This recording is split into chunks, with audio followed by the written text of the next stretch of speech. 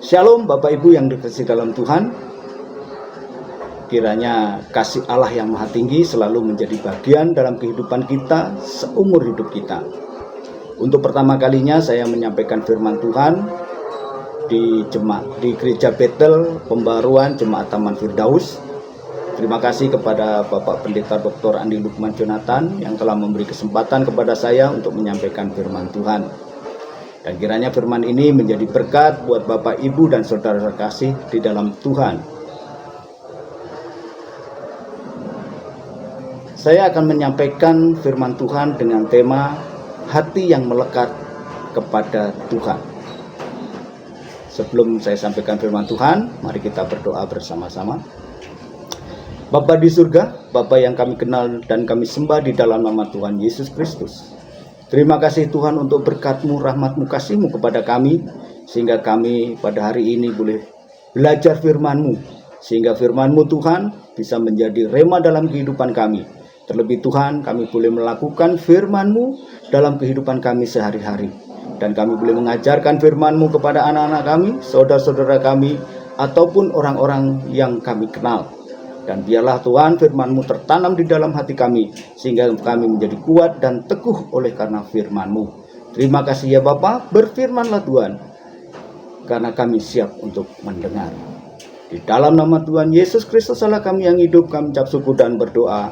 Amin. Bapak Ibu yang kasih di dalam Tuhan, dengan tema hati yang melekat kepada Tuhan, saya ambil dari Mazmur 91 ayat 14 sampai yang ke-16. Begini bunyi firman Tuhan. Sungguh, hatinya melekat kepadaku, maka aku akan meluputkannya, aku akan membentenginya, sebab ia mengenal namaku. Bila ia berseru kepadaku, aku akan menjawab. Bila aku akan menyertai dia di dalam kesesakan, aku akan meluputkannya dan memuliakannya. Dengan panjang umur akan ku kenyangkan dia dan akan ku perlihatkan kepadanya keselamatan yang daripadaku. Bapak Ibu saudara Tuhan, kalau dalam hal ini kita melekat kepada Tuhan, ada 7 hal yang akan Tuhan lakukan kepada kita. Kalau kita melekat, hati kita melekat kepada Tuhan. Yang pertama, meluputkan atau menyelamatkan. Yang kedua, membentengi. Yang ketiga, menjawab. Yang keempat, menyertai. Yang kelima, memuliakan. Yang keenam adalah memberkati. Yang ketujuh, menunjukkan keselamatan yang daripadanya. Meluputkan atau menyelamatkan, ini yang sering kita alami, di mana dalam kehidupan sehari-hari Tuhan selalu menyertai kita, selalu melindungi kita dimanapun kita berada, baik dalam perjalanan, baik dalam aktivitas sehari-hari. Tuhan selalu menyelamatkan dan membentengi. Membentengi ini adalah Tuhan melindungi kita. Tuhan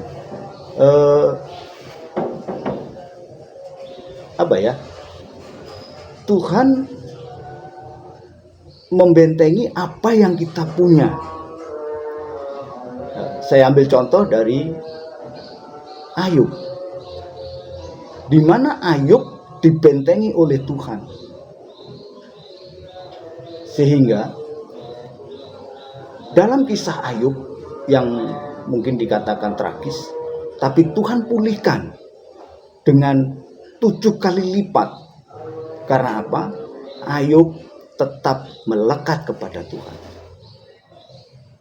Ya, di mana Ayub yang pada masa itu dicobai ketika si iblis atau si jahat menghadap Tuhan. Dan Tuhan bertanya, "Hei iblis, dari mana kau?" Iblis menjawab, "Ya, saya mengelilingi bumi." "Apakah kau perhatikan hambaku Ayub?" "Ya." Karena apa? Tuhan yang membentenginya. Makanya saya tidak bisa menyentuh si Ayub. Baiklah, kalau begitu, semua yang dimiliki Ayub kukuasakan kepadamu. Tapi sayangkan nyawanya. Dari kisah si jahat menghabiskan seluruh kepunyaan Ayub, bahkan anak-anaknya pun mati. Tapi apa yang dikatakan Ayub? Tuhan yang memberi, Tuhan yang mengambil, terpujilah nama Tuhan. Itulah kata yang dikatakan Ayub, sehingga Ayub tetap melekat kepada Tuhan. Nah, menjawab, Tuhan akan selalu menjawab doa kita, asalkan kita berdoa dengan benar. Bagaimanakah kita berdoa dengan benar? Bapak Ibu dan sekalian Tuhan, banyak orang yang berdoa itu bukan kebutuhan. Ya, banyak orang berdoa itu bukan kebutuhan. Semisal, ya kan, kita berdoa supaya kita kaya raya, tapi kita nggak punya modal, nah, ya kan? Atau kita minta pesawat, kita nggak punya lapangan terbang. Jadi kita berdoa menurut kebutuhan kita. Tetapi ketika kita berdoa, ada kata kunci. Sebagaimana Tuhan Yesus berdoa di Taman Getsemani. Dia katakan, Tuhan, kalau boleh cawan ini berlalu daripadaku. Tetapi bukan kehendakku, melainkan kehendakmu lah yang jadi. Jadi apa kata kuncinya?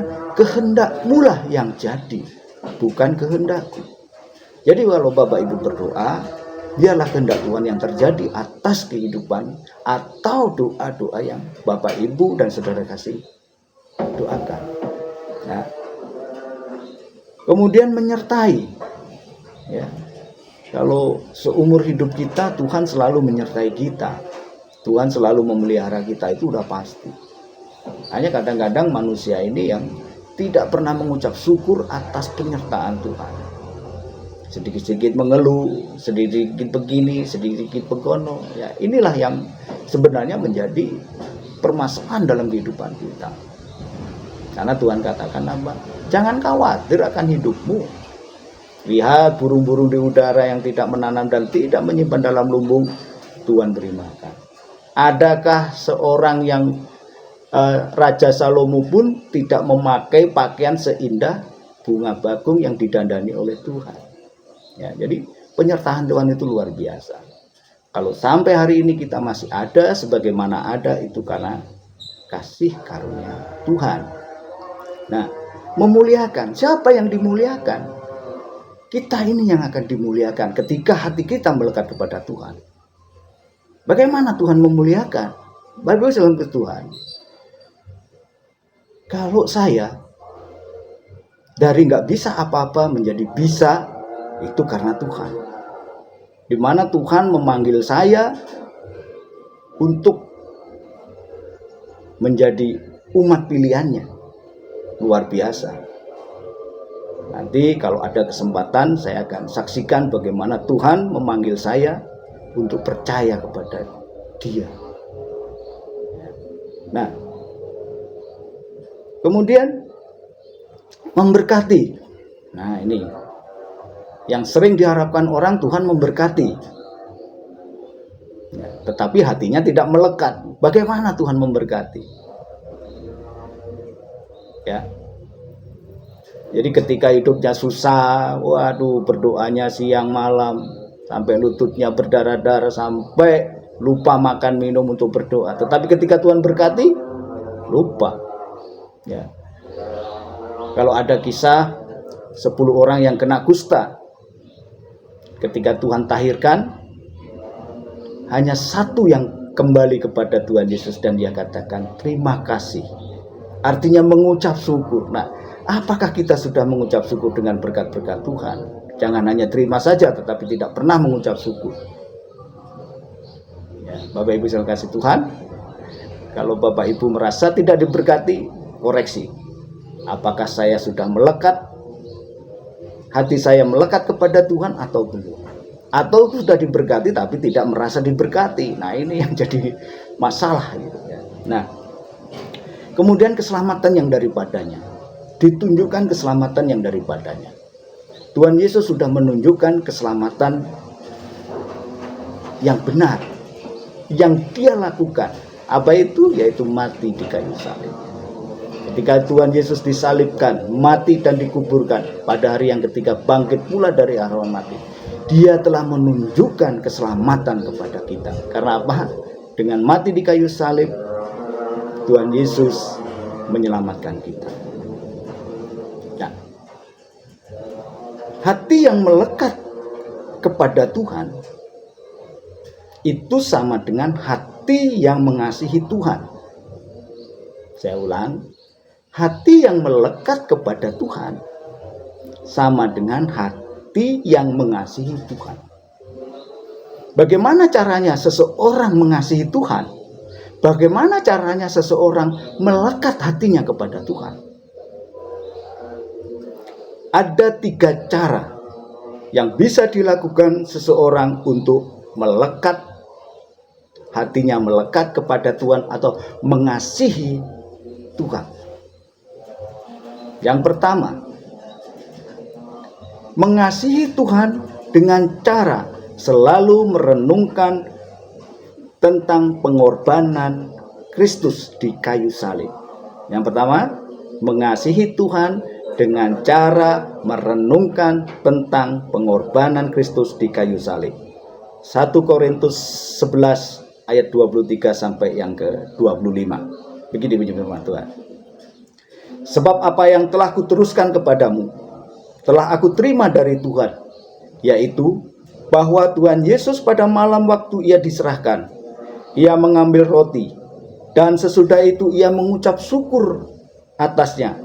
Ia memecah-mecahkannya dan berkata, inilah tubuhku yang diserahkan bagi kamu. Perbuatlah ini menjadi peringatan akan aku. Demikian juga ia mengambil cawan sesudah makan lalu berkata, cawan ini adalah perjanjian baru yang dimeteraikan oleh darahku. Perbuatlah ini setiap kali kamu meminumnya menjadi peringatan akan aku. Bapak Ibu udah pasti tahu apa maksud dari 1 Korintus 11 ayat 23 sampai 25 ini, yaitu adalah perjamuan kudus.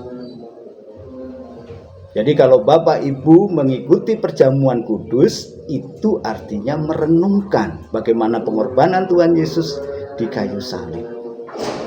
Dan bagaimana penebusan yang dilakukannya atas dosa dan kesalahan kita. Dia sudah menebusnya dan lunas. Jadi ketika mengikuti perjamuan kudus, Bapak Ibu dalam kasih Tuhan, janganlah main-main. Karena ketika kita memainkan perjamuan kudus atau bermain-main dengan jamuan kudus, ini apa, cuma anggur begitu saja, cuma roti begitu saja, hati-hati. Ya, hati-hati. Karena apa? Bisa saja kita menjadi celaka oleh karena kita bermain-main atau memain-mainkan perjamuan kudus. Nah, yang kedua,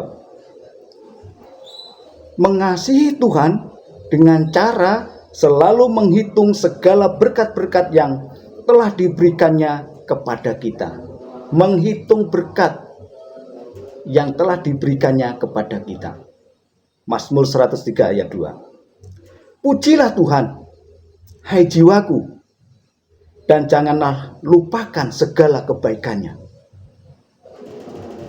Pujilah Tuhan, hai jiwaku, dan janganlah lupakan segala kebaikannya. Bapak Ibu dan kasih Tuhan, seumur hidup kita pernah nggak kita nggak makan? Kecuali puasa ya. Pernah nggak kita nggak diberkati? Napas yang kita hirup pun itu adalah berkat Tuhan. Coba kalau kita sakit, dipakai oksigen, beli, bayar itu. Tetapi Tuhan memberikan udara yang gratis kepada kita. Itu adalah berkat. Ya, hitung berkat Tuhan. Jadi jangan Seperti 10 orang kusta yang sudah ditahirkan, hanya 1 yang kembali. Nah, sekarang Bapak Ibu jadi yang mana? Yang 9 atau yang 1 kembali kepada Tuhan? Yang 1 kembali karena mengucap syukur atas kesembuhan yang Tuhan berikan. Nah, pernahkah Bapak Ibu mengucap syukur? Pernahkah Bapak Ibu melakukan pengucapan syukur? Nah, bagaimana caranya pengucapan syukur? Ya bisa kita mengundang teman-teman kita, saudara-saudara kita. Hari ini saya bersyukur karena anak saya sudah diterima di perguruan tinggi favorit, anak saya sudah diterima di PNS atau apalah. Itu adalah bentuk pengucapan syukur yang nyata. Ya, kita berdoa bersama-sama untuk mengucapkan syukur atas berkat Tuhan. Ya, itu yang bisa kita lakukan. Dihitung berkatnya berapa sih gitu. Jadi jangan terbalik, kita mau berkatnya tapi tidak pernah mengucap syukur. Inilah yang menjadi masalah orang-orang Kristen. Ketika susah, waduh, ke gerejanya mungkin pintu belum dibuka sudah datang, ya kan? Tetapi ketika Tuhan sudah berkati, ditanya sama Pak Pendetanya, misalnya Pak Andi tanya, Bapak kemarin hari Minggu kemana? Aduh Pak, maaf, kemarin saya sibuk karena pekerjaan saya, karena toko saya laku kalau hari Minggu. Nah ini yang menjadi penyebab kenapa kita tidak bisa melekat kepada Tuhan. Ya, ketika susah kita berdoa, waduh sampai mungkin air matanya keluar darah. Tapi ketika Tuhan berkati, lupa, ke gereja aja lupa. Nah ini Bapak Ibu Tuhan. Ya. Jadi kalau dibilang begini, janganlah kasih kendor ya. Kasih kita itu jangan sampai kendor. Karena apa? Si jahat ini sudah mengintai kita. Kita nggak kendor aja, Tuhan sudah mengintai kita gitu loh ya. Ya, itu yang kedua. Yang ketiga, mengasihi Tuhan dengan cara selalu mengingat dan mentaati akan firman-Nya. Ya, mengasihi Tuhan dengan cara selalu mengingat dan mentaati akan firman-Nya. Yohanes 14 ayat 15. Jikalau kamu mengasihi aku, kamu akan menuruti segala perintahku. Jikalau kamu mengasihi aku, mengasihi Tuhan, kamu akan menuruti segala perintahku. Perintah Tuhan apa? Renungkanlah firman itu siang dan malam. Ajarlah itu kepada anak-anakmu. Ya. Jadi kalau kita Bapak Ibu Tuhan mentaati firman Tuhan, kita akan melekat. Hati kita akan melekat kepada Tuhan. Ya. Kalau saya ambil contoh kayak Abraham. Ya, di mana Tuhan janjikan seorang anak ya, dalam umur yang tua lanjut diberi anak, tapi Tuhan katakan apa? Persembahkan anakmu itu. Coba kalau bapak, ibu, saudara-saudara kasih dalam Tuhan punya anak satu-satunya, disuruh persembahkan kepada Tuhan bagaimana? Kalau zaman dulu disembelih. Ya, disembelih, dikorbankan di altar, dibakar gitu. Sampai dalam perjalanan pun Ishak bertanya, Bapak, kayu sudah ada,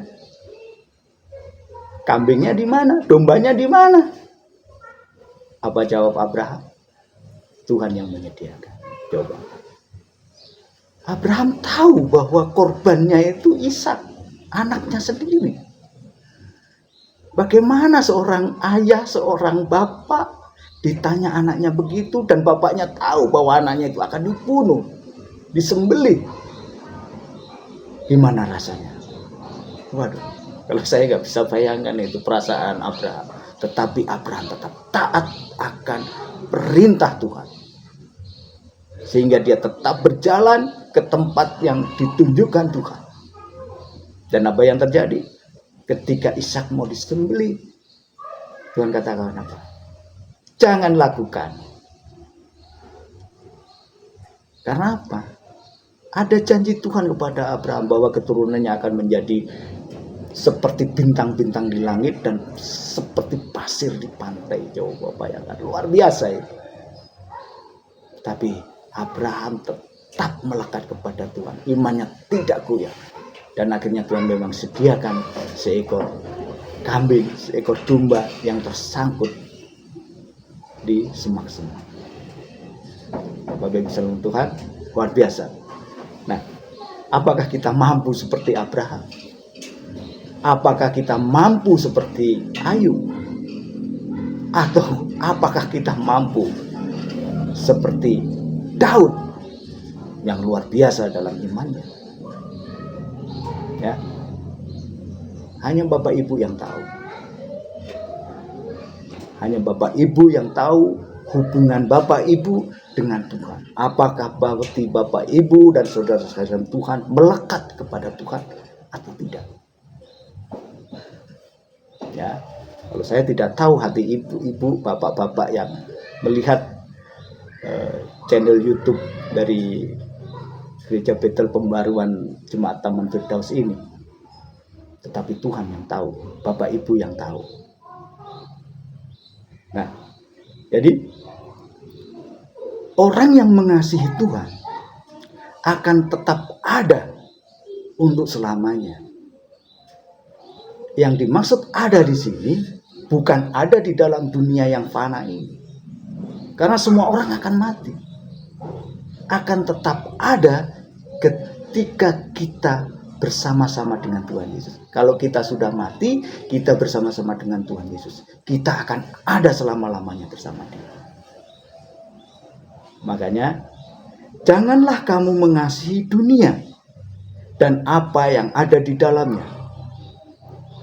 Sebab yang ada di dalam dunia yaitu keinginan daging dan keinginan mata serta keangkuhan hidup bukanlah berasal dari Bapa, melainkan dari dunia, dan dunia ini sedang lenyap dengan keinginannya. Tetapi orang yang melakukan kehendak Allah akan tetap hidup selama-lamanya. 1 Yohanes 2 ayat 15 sampai yang 17. Begini bunyi firman Tuhan. Janganlah kamu mengasihi dunia dan apa yang ada di dalamnya. Jikalau orang mengasihi dunia, maka kasih akan Bapa tidak ada di dalam orang itu. Sebab semua yang ada di dalam dunia, yaitu keinginan daging dan keinginan mata serta keangkuhan hidup, bukanlah berasal dari Bapa, melainkan dari dunia. Dan dunia ini sedang lenyap dengan keinginannya, tetapi orang yang melakukan kehendak Allah tetap hidup selama-lamanya. Bapak Ibu saudara kasih Tuhan, lihat dalam hati masing-masing. Apakah saya sudah melekat kepada Tuhan?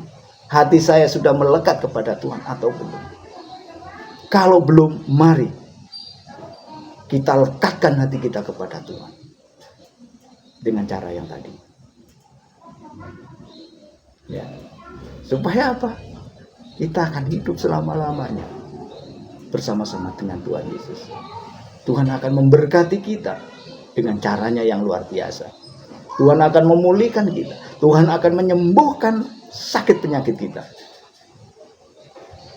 Ya. Karena janji Tuhan ialah ya dan amin. Mari kita berdoa. Terima kasih ya Tuhan untuk berkat-Mu, rahmat-Mu kepada kami. Terima kasih atas firman-Mu, sehingga kami boleh merenungkan firman ini di dalam hati kami, sehingga firman ini menjadi rema dalam kehidupan kami. Terlebih Tuhan, biarlah kami juga bisa menyampaikan firman ini kepada setiap orang yang kami kenal, sehingga mereka juga dimenangkan, diselamatkan, dikuatkan, dan diteguhkan. Dan berkat Tuhan mengalir atas mereka semuanya.